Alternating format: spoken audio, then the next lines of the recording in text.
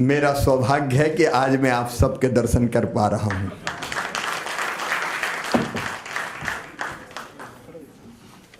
हमारी प्रेरणा बचपन से जिनके सत्संग का सौभाग्य मिला है, आदरणीय श्रीमान राम बहादुर राय जी, आदरणीय प्रोफेसर राजकुमार भाटिया जी, आदरणीय राजेंद्र अग्रवाल जी, प्रोफेसर जसीम जी, हरिशंकर सिंह जी, और विशेष रूप से इस कार्यक्रम में जितेंद्र कुमार जी पधारे हैं। मैं उनका हृदय से स्वागत करता हूं।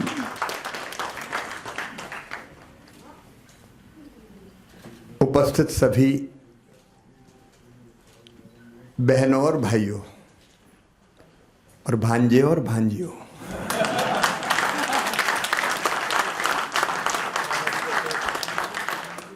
मैं अभी बड़े असमंजस में था और संकोच में भी।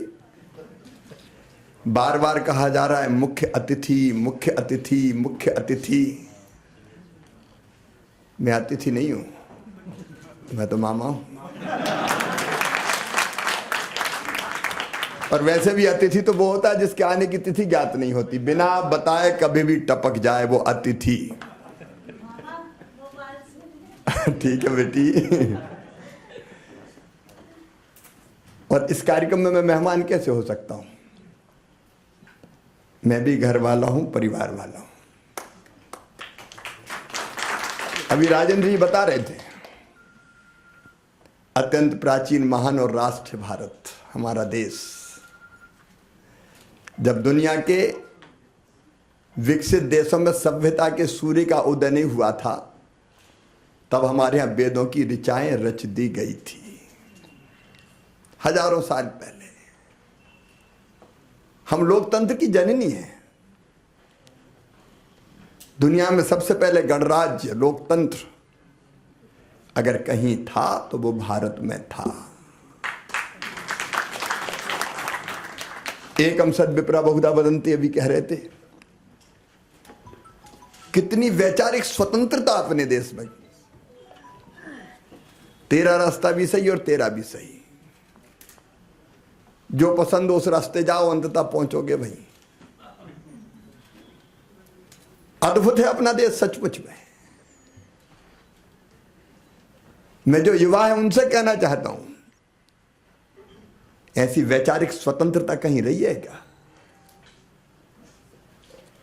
हमारे देश में कई लोग साकार को मानते हैं, भगवान को मूर्ति में है, राम हो, कृष्ण हो, शिव हो, तो बोले ठीक है साकार को मानो। कुछ लोगों ने कहा कि नहीं नहीं, भगवान मूर्ति में कैसे आ सकता है, वो तो सृष्टि के कण कण में विराजमान है, हम इस थ्योरी को नहीं मानते, निराकार है। बोले तुम भी सही है, तुम निराकार को मानो, किसी को सूली पर नहीं चढ़ाया। लेकिन कई ऐसे भी हमारे यहां हुए हैं विचारक, जिनका ये तो होता ही नहीं है। एक महर्षि हुए, एक चारवाक जी, जिनने कहा यावत जीवेत सुखम जीवेत ऋणम कृत्वा घृतम पीवेत भस्मीभूतस्य देहस्य पुनर्जन्म कुतो। उन्होंने कहा जब तक जियो सुख से जियो, उधार लेके भी घी पियो। ये शरीर तो माटी में मिलने वाला, पुनर्जन्म कुछ नहीं होता। तो उनको भी उपमा दी कि ये तो नया विचार दिया, ये भी महर्षि है। विचारों की ऐसी स्वतंत्रता इस धरती पर आज नहीं, हजारों साल से रही है। और भाव आप देखिए, संयुक्त राष्ट्र संघ बना द्वितीय विश्व युद्ध के बाद, लेकिन अपने देश ने हजारों साल पहले कहा अयम निजा परा वेत्ति गणना लघु चेत साम उदार चरिता नाम तो वसुदैव कुटुंबकम। सारी दुनिया एक परिवार, जियो और जीने दो, आत्मवत सर्वभूतेषु सर्वे भवन्तु सुखिना सर्वे सन्तु निरामया। कहाँ ऐसी कल्पनाएं? लेकिन इसी धरती पर आज जो लोग दुहाई दे रहे हैं ना संविधान की, वो जिस परंपरा से आते हैं उस परंपरा ने क्या किया? इनको तो संविधान छूने का भी हक नहीं है जो संविधान की बात कर रहे हैं।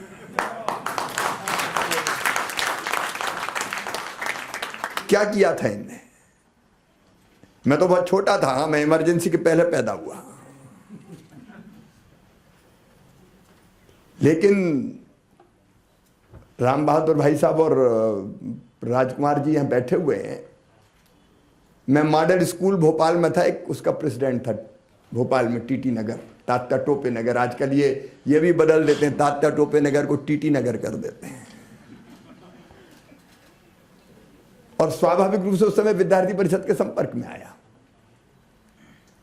और उस समय बिहार से और पहले गुजरात से नवनिर्माण आंदोलन की ज्वालाएं चारों तरफ फैल रही थी। जैसे चिमन भाई पटेल मुख्यमंत्री हुआ करते थे, वहां के कुशासन के खिलाफ नौजवान निकल पड़ा, और समय बिहार में आंदोलन शुरू हुआ बेरोजगारी, भ्रष्टाचार, गलत शिक्षा पद्धति और महंगाई के खिलाफ,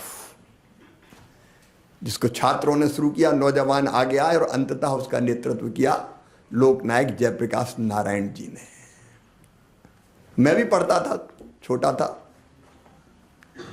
10वीं 11वीं में, और हम भी उस आंदोलन में शामिल हो गए। छात्र युवा संघर्ष वाहिनी बनी थी उस समय, तो छोटे छोटे आंदोलन, प्रदर्शन। लेकिन आप एक मानसिकता देखिए, केवल सत्ता बचा रखने के लिए नहीं, कांग्रेस के डीएनए में तानाशाही है, निरंकुश शासन। जो मन में आएगा वो करेंगे, और उसमें कोई बाधा बनेगा तो वो चाहे सर्वोच्च न्यायालय के न्यायाधीश क्यों ना हो, उनको भी ठीक कर देंगे। अब मैं आप में से कई को पता होगा, अगर न्यायालय ने किसी फैसले को संविधान सम्मत नहीं माना, तो उस समय 3 न्यायाधीश ऐसे थे जिनको डिमोट करके एक को प्रमोट किया गया था। प्रतिबद्ध न्यायपालिका, जो हम कहें वो करो। कहां ऐसे उदाहरण मिलते हैं लोकतंत्र में? फैसला आया, चुनाव अवैध हो गया इंदिरा जी का, शासन प्रशासन का दुरुपयोग करके जीती थी, लेकिन कुर्सी नहीं छोड़ेंगे। एक तरफ जेपी के नेतृत्व में आंदोलन चल रहा था, सिंहासन खाली करो कि जनता आती है, लेकिन यह तय किया किसी कीमत पर नहीं छोड़ना है। और इसलिए आपातकाल लगा, संविधान की धज्जियां उड़ा दी गई, मौलिक अधिकार समाप्त कर दिए गए। प्रावधान वैसे कि एक संविधान के संशोधन पर मैं चर्चा नहीं करूंगा, वो आज का इतना विषय भी नहीं है गहराई में। सारे मौलिक अधिकार खत्म, मीसा को खतरनाक बना दिया गया। राजन जी तो मीसा और डीआईआर दोनों में रहे।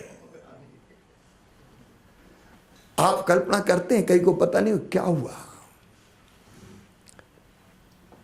मेरी परीक्षा थी,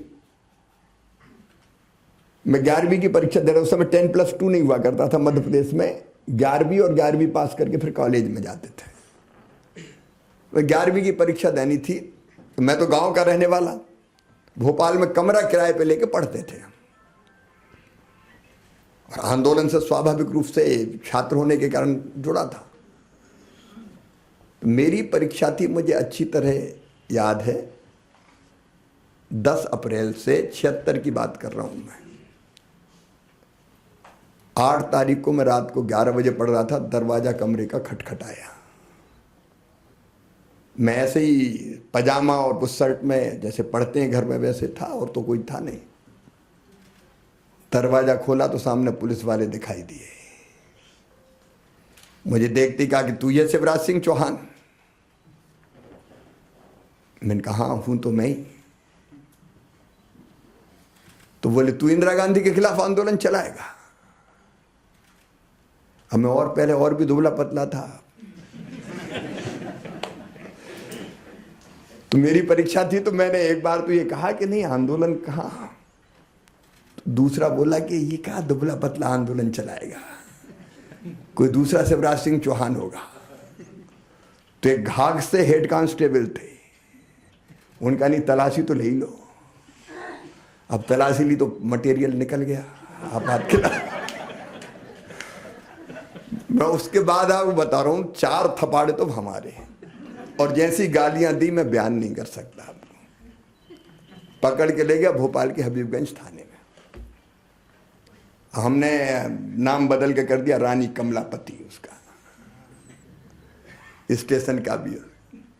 और वहां बता ये कहां से आए तेरे पास, साइकिल स्टाइल पर्चे बाकी चीजें। और मैं सच कह रहा हूं इमरजेंसी क्या होती है।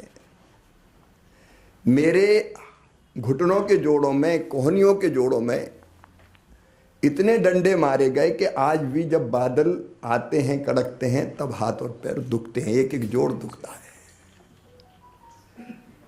भयानक पिटाई। और मेरी उम्र कितनी थी, 17 साल मुश्किल से। ऐसी एक घटना नहीं थी, अनेकों घटनाएं थी। रात भर जगा के रखा, सोने भी नहीं दिया, खाने भी नहीं दिया। बता, सही कर देंगे तुझे। और उसके बाद फिर वो कहानी भी 2 मिनट में बता ही देता हूं। बोले इसको रिमांड पे ले चलो। तो दूसरे दिन छुट्टी थी, तो एक पटेल साहब थे न्यायाधीश, उनके घर ले गए। ले तो गए जीप में, और वहां से दस्तखत करा के फिर 2 सिपाहियों के हाथ में दे दिया कि ले जाओ। हथकड़ियां लगी हुई थी मेरे, 11वीं पढ़ने वाले किशोर के हाथों में हथकड़ियां। और फिर 2 सिपाहियों को कहा कि अब ले जाओ जेल से। तो हमें पैदल वहां से ले जा रहे थे, तो एक टांगे में कुछ बच्चे आ रहे थे, उनको लगा वो मैली सी शर्ट हो गई थी, रात भर पिटे थे, तो उन्हें समझा कि कोई चोर जा रहा है ये। तो टांगे भी वो कहने लगे कि पता नहीं कौन है, चोर है क्या। तो फिर मुझे लगा कि नहीं, ये तो गड़बड़ हो रही है। तो एक नारा उस समय बहुत पॉपुलर था, जुल्म के आगे नहीं झुकेंगे, जुल्म किया तो और लड़ेंगे। और तो कोई लगाने वाला नहीं था, हम ही कहते जुल्म के आगे नहीं झुकेंगे और जुल्म किया तो और लड़ेंगे। तब लोगों को कितने से बच्चे को ले जा रहे हैं। मैं पूरी गाथा नहीं सुनाना चाहता। जेल में हसमत बारसी थे, जनसंघ के नेता थे, बहुत अच्छे वक्ता थे। बैरिक में हम लोग रहते थे, बीमार हुए, तड़फ रहे थे पेट दर्द से। हम लोग चिल्लाते रहे कि इनको अस्पताल ले जाओ, अस्पताल ले जाओ। अस्पताल नहीं ले जाया गया, और वहीं तड़प तड़प के हमारी आंखों के सामने उन्हें दम तोड़ दिया। मध्य प्रदेश की हसमत बारसी, अगर मध्य प्रदेश को जानते हैं तो, उनका बेटा आज भी है। और हालत ये थी, केवल जेल के अंदर नहीं, पूरा देश जेल खाना था। बसों में जाओ तो सन्नाटा, कोई बात नहीं करता था। इंदिरा गांधी, इमरजेंसी, कोई देख नहीं ले, पकड़ा जाएंगे। एक प्रभुदयाल ढोलकिया के खिलाफ पकड़ के लाना था, तो पुलिस वालों को तो टारगेट पूरा करना था, कहां प्रभुदयाल मिले। तो पता चला एक प्रभुदयाल को लाए पकड़ के। उसने कहा मैं नहीं हूं। बोल नहीं, तू नहीं है तो अभी चल जाए। फिर कुछ दिन के बाद दूसरे प्रभुदयाल ढोलकिया आया, और फिर तीसरा प्रभुदयाल ढोलकिया आया। 3 प्रभुदयाल ढोलकिया। कोई सुनने वाला नहीं, वकील, अपील, दलील, वो चिल्लाए मैं नहीं हूं, मैं नहीं हूं। तीनों जेल में। ऐसी हालत थी। और जेल के बाहर क्या हो रहा था, गांव में जीप घुसती थी तो लोग भागते थे, गांव खाली हो जाता था। क्यों? हमारे यहां गांव में कहते थे ऑपरेशन वाले आ गए, नसबंदी। टारगेट तय थे, मतलब क्या क्या हुआ, केवल जेल नहीं गए, हर अफसर को टारगेट तय कर दिए गए कि इतने केस तुम्हें करने हैं, तो जो मिले कर दो। बूढ़ों की कर दी, कुंवारों की कर दी, ये सच है। मैं मतलब तो गांव के गांव खाली हो जाते थे उस समय के आ गए। अतिवर्ण के नाम पे कई भवन मलबे के ढेर बना दिए गए। कोई बोल नहीं सकता, सांस लेना मुश्किल था। परिवार के परिवार तबाह हो गए कई। अब आप कल्पना करो, अगर सामाजिक या राजनीतिक कार्यकर्ता है, संघ का रोल हम सब जानते हैं, और असली लड़ाई अगर लड़ी आपातकाल के खिलाफ तो संघ ने ही लड़ी। हम भी उसी लड़ाई के अंत अंडरग्राउंड जो आंदोलन चल रहा था इसलिए 76 में गिरफ्तार हुआ कि उसमें भाग लेते थे। और शायद राजकुमारी जी जानते होंगे सूर्यकांत केलकर जी को, वो सुनील गुड़बोले बन के आए थे मेरे पास, तब मैं जेल में नहीं था। उन्हीं के डायरी में मेरा नाम और पता मिला था, उसके कारण पुलिस ने मुझे पकड़ा और ढूंढा था। तो बाहर आंदोलन चलाने वाला अगर कोई संगठन था तो राष्ट्रीय स्वयंसेवक संघ, अमानसिक अत्याचारों की पराकाष्ठा थी वो। और अब ये बात करते हैं, सचमुच में ऐसा काला अध्याय कभी देखा नहीं गया। और इसलिए नई पीढ़ी को पता चलना चाहिए कि क्या हुआ। चुनाव भी वो तो हो गए गलत फहमी में, उन्होंने कहा कि अब कोई संगठन है ही नहीं, जनता पार्टी बाद में बनी, नेता जेल में, अभी घोषणा करके करा लो फिर भारी बहुमत से जीत जाएंगे, इसलिए चुनाव हुए, नहीं तो हो सकता है तब भी चुनाव है, या अंतर्राष्ट्रीय परिस्थितियां ऐसी बन गई होंगी। लेकिन भारत के लोकतंत्र की खूबी, हम लोग जेलों से निकले जनवरी 77 में, मैं तो बहुत छोटा था लेकिन आग जल रही थी। मेरी दादी माँ मुझे इतना लाड़ करती थी, जब सुना जेल चला गया तो परेशान हो गई और अंततः बीमार पड़ी, और मेरे जेल में रहते ही मुझे देखने की चाह में उनने दम तोड़ दिया। वो मुझे देख नहीं पाई, शिवराज शिवराज कह के चली गई, क्योंकि नाती तो बेटे का बेटा बहुत प्यारा होता है। अब आप कल्पना कर सकते हो उन तकलीफों की। जो बिजनेस व्यापार छोटा मोटा राजनीतिक सामाजिक कार्यकर्ता करते थे वो तबाह बर्बाद हो गए सब। क्या भुगता होगा देश ने। फिर कभी ये दिन ना आए, और उसके बाद जो हुआ उसका भी मैं साक्षी हूं। हम लोगों के पास कुछ नहीं था जब जेल से निकले, जनता पार्टी का तो अनाउंसा संगठन, बाकी कुछ ऐसा था नहीं। लेकिन जनता की जागरूकता मैं आपको बता रहा हूं, ये भारत की जनता। हम लोगों ने, मैं आया जेल से निकल के तो गांव से जनता पार्टी का काम करना था, तो साइकिल किराए पे ली हम लोगों ने, और साइकिलों से दूसरे गांव जाते थे और फिर वहीं बिना माइक के बोलते थे इकट्ठा करके लोगों को। पहले पहले थोड़े डर रहे थे लेकिन धीरे धीरे खुलते चले गए। और फिर हम लोग झोली फैलाते थे कि हमारे पास तो कुछ नहीं है चुनाव के लिए। तो आप कल्पना करें, मैं 17 साल का, कोई नेता नहीं, कोई विश्वसनीयता नहीं, लेकिन इतने पैसे मिले कि फिर हमने जीप किराए पे ले ली, और फिर इतने मिले कि सभाएं और बाकी कार्यक्रम होने लगे। फिर सचमुच में वो चुनाव जनता ही ने लड़के तानाशाही को समाप्त किया निर्णायक रूप से। ये भारत की जनता है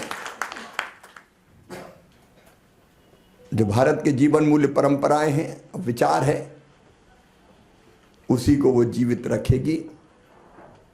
हाँ, एक बात जरूर जो आज नारे लगा रहे हैं, राजेंद्र जी ने सही कहा था। मुझे स्वामी विवेकानंद जी के कुछ शब्द याद आ रहे हैं। उन्होंने कहा था, सुदीर्घ रजनी समाप्त हुई जान पड़ती है, महानिशा का अंत निकट है। जो अंधे हैं वो देख नहीं सकते, जो बहरे हैं वो सुन नहीं सकते, लेकिन मैं स्पष्ट रूप से देख रहा हूं कि भारत माता एक बार फिर से अंगड़ाई लेके खड़ी हो रही है और विश्व गुरु के पद पर आसीन हो रही है। ये एक नरेंद्र ने कहा था, नरेंद्र स्वामी विवेकानंद ने, लेकिन आज दूसरे नरेंद्र के नेतृत्व में 100 साल बाद ही हम होते हुए देख रहे हैं। हम सब जानते हैं आखिर इतना बैर क्यों मोदी जी से। क्योंकि वो